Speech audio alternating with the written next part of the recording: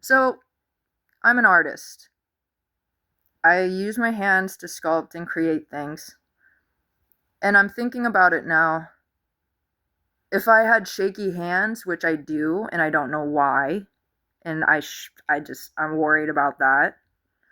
Hopefully, there's like just something there and it's not a disease.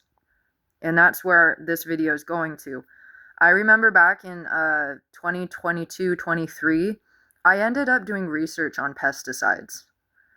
And I found out some pretty dark stuff. I saw research that some pesticides have been linked to causing Parkinson's disease and just nervous system destruction. And I ended up sharing that knowledge with my family. And I remember within months, they suddenly bought many big tanks, like within the month, like 4 tanks of that spray for outside, like the one that you use for repelling insects to going inside of your house, or the lawn one. And I think about it now, they never touched them, or they are, and they're not actually using them for what they're meant to be used for, is what I'm starting to become concerned about.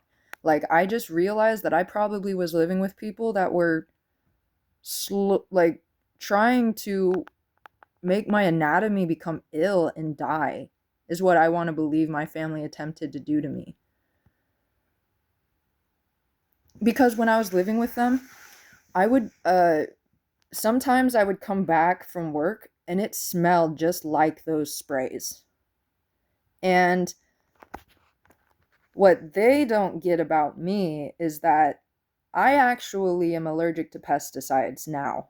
I never used to be, but I used to work for a berry field. And sadly, if you know anything about pesticide training, constant exposure can cause you to become sensitive to the symptoms of being around it, even if it's already diluted.